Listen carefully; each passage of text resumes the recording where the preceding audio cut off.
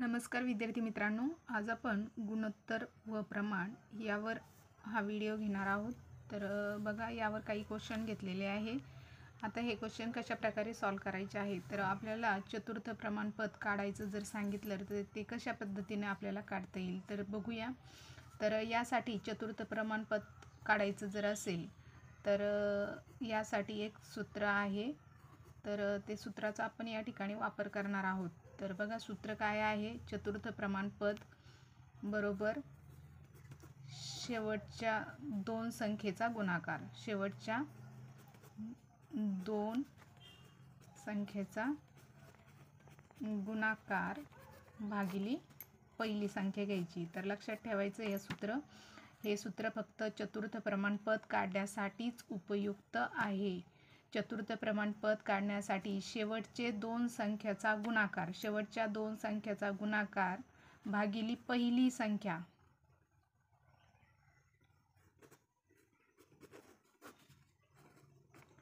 तर हे सूत्र लक्षात ठेवायचे, शेवटच्या दोन संख्याचा गुणाकार भागिले पहिली संख्या, शेवटच्या दोन संख्याचा गुणाकार भागिले पहिली संख्या। तर आता आपण किमती ठेवून देऊया। शेवटच्या दोन संख्याचा गुणाकार करायचा आहे 12 गुणिले 4, तर 12 पंचे 60 भागिले 4।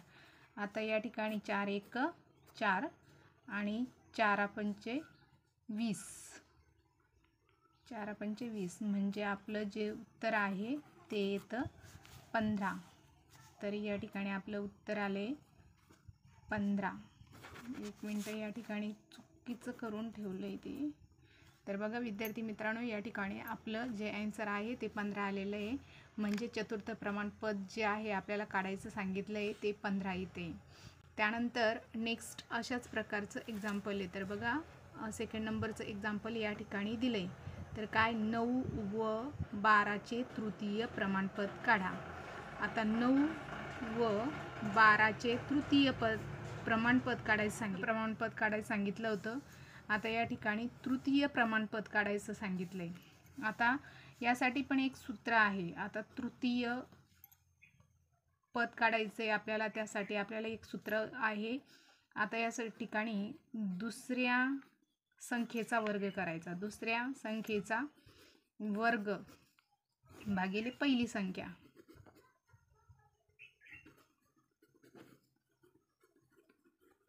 हे सूत्र लक्षात ठेवायचे। चतुर्थ प्रमाणपदामध्ये आपण कोणतं सूत्र घेतलं, शेवटच्या दोन संख्येचा गुणाकार भागिले पहिली संख्या।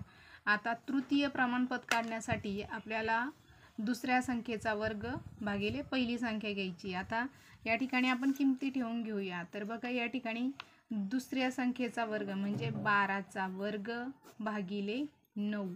आता 12चा वर्ग काय, 12 गुणिले 12 जर आपण केलं तर ते येतं 144 आणि त्याला 9ने भाग द्यायचा। आता भाग देऊन घेऊया आपण या ठिकाणी, किंवा तुम्ही 12 गुणिले 12 पण करू शकता। या ठिकाणी तुम्ही 12 गुणिले 12 पण करू शकता। तर आता आपण या ठिकाणी भागाकार करून घेऊया। 9 एक 9, एकचाच भाग जाणार इथं, कारण 9। आता या ठिकाणी उरतात 5, 5 उरल्याच्या नंतर संख्या किती झाली आहे, 54। आता परत 9ने त्या 54ला आपल्याला भाग द्यायचा आहे। 9 सक 54 म्हणजे आपलं जे आन्सर आहे ते आलेले 16। तर त्या ठिकाणी लिहिते मी, आन्सर 16 आले। तर विद्यार्थी मित्रांनो बघा, तृतीय प्रमाणपद काढायचं सांगितलं आहे। 9 व 12चे तृतीय प्रमाणपद म्हणजे तिसरं प्रमाणपद काढायचं आहे, तर ते काय आले 16। त्यानंतर अशाच प्रकारचं नेक्स्ट एक्झाम्पल दिलेलं आहे या ठिकाणी। तर बघा, तिसऱ्या नंबरचं एक्झाम्पल आहे, 49 व 64चे मध्यम प्रमाणपद काढा। आता या ठिकाणी आपण पहिलं चतुर्थ काढलं, दुसरं तृतीय काढलं आणि या ठिकाणी मध्यम प्रमाणपद काढायचं सांगितले आपल्याला। आता हे आपण कशा प्रकारे काढणार आहे मध्यम प्रमाणपद, तर बघा, आपल्याला या ठिकाणी आपण लिहून घेऊया। सूत्र पहिलं लिहायचे, तर हे सूत्र सगळ्यांनी व्यवस्थित पाठ करायचं आहे। सूत्र काय आहे, पहिली संख्या गुणिले दुसरी संख्या। आता पहिली संख्या, इथं सूत्र लिहा, पहिली संख्या गुणिले दुसरी संख्या। आता पहिली संख्या काय दिलेली आहे या ठिकाणी, तर पहिली संख्या दिलेली 49 गुणिले 64. आता या ठिकाणी 49, तर आपण जर हे वर्गमुळात घेतलं, 49 हे कशाचं वर्ग आहे आणि 64 हा कशाचा वर्ग आहे, तर 7 7 49. तर या ठिकाणी आपण 7 7 49, 7 गुणिले आणि 8 8 64, 8 8 64 या ठिकाणी 64 यांचा दोघांचा गुणाकार करायचा आहे. तर बघा 8 7 56, तर हे इथं येईल 56. तर विद्यार्थी मित्रांनो बघा 49 आणि 64 यांच्या मधली जे प्रमाणपद आहे ते आहे 56. तर हे लक्षात ठेवायचं आहे. तर या ठिकाणी आपण मध्यम प्रमाणपद काढण्यासाठी पहिली संख्या गुणिले दुसरी संख्या आणि यांचा गुणाकार केला, यांना वर्गमुळात घेतले तर यांचा वर्ग, तर 49, 7चा वर्ग 49 येतो आणि 8चा वर्ग 64 येतो आणि दोघांची आकार केला आणि तो आलाय 56 आणि तेच काय आहे, मध्यम प्रमाणपद आहे. त्यानंतर खालचं एक्झाम्पल दिलेलं आहे. तर 16 सेकंदाचे 48 सेकंदाशी प्रमाण काढा. आता 16 सेकंदाचे 48 सेकंदाशी प्रमाण काढा, म्हणजे दोन्हीही सेकंदामध्येच दिलेलं आहे.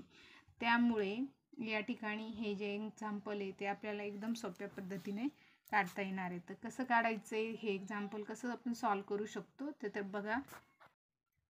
तर बघा या हे जे सेकंदातलं एक्झाम्पल आहे ते आपण सॉल्व करणार आहोत. तर आपल्याला प्रमाण काढायचं सांगितलं आहे.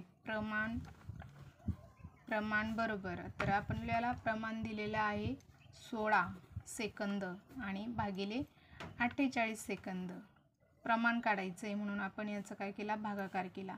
तर बघा या ठिकाणी काय येईल, 16 1 16 आणि 16 त्रिक 48. तर या ठिकाणी एक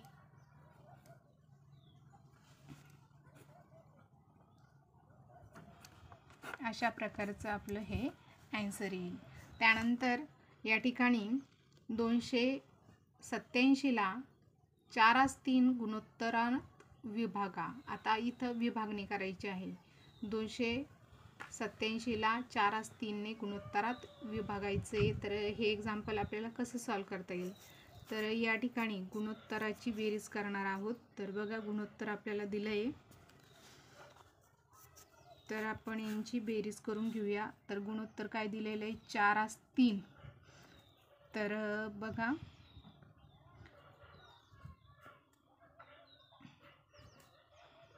बरोबर गुणोत्तराची बेरीज करणार आहोत या ठिकाणी. तर इथं लिहून घेऊ एकदा.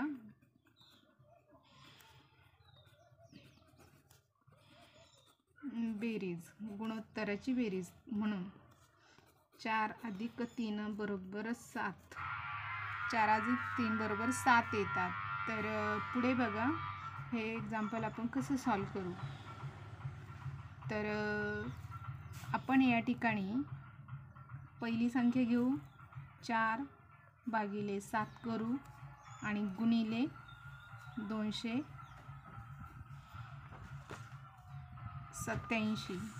आता हे कसं सॉल्व करता येईल, तर आपण याला सगळ्यात पहिलं आपण यांची दोघांची गुणाकार करून घेऊया. तर बघा गुणाकार कसं येतोय, तर बघा 4 ने 287ला गुणाकार केला आहे. तर बघा 7 चौक 28 होतात, हातचे 2 येतात, 4 8 32 आणि 2 34, 3 आले परत, 4 2 8 आणि ते 3, 4 2 8 आणि 3 11. तर या ठिकाणी 11 घ्यायची आपल्याला. आता या 1148ला 7ने भाग द्यायचा आहे. तर बघा या ठिकाणी 7 1 7, 7 1 7, त्यानंतर 7 सकून 42, 7 सकून 42, त्यानंतर परत 4चा भाग जातो, 7 चौक 28, म्हणजे या ठिकाणी आपल्याला जे आन्सर आहे ते 164 मिळाले.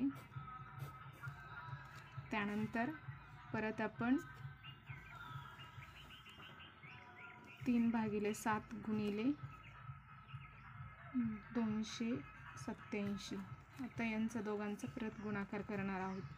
तर बघा 7त्रिक 21, हातचे 2, 8त्रिक 24, 25 26, 2, 3 2 6, 7 8. तर या ठिकाणी आपल्याला जे गुणाकार केला आहे ते 861 आला आहे. भागिले 7 करायचं याला. आता 7ने भाग द्यायचा आहे. तर 7 1 7 आणि 7 2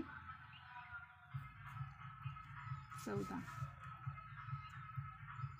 तर या ठिकाणी आणि 7त्रिक 30 म्हणजे 123 आले. तर आपलं हे आन्सर बरोबर आहे.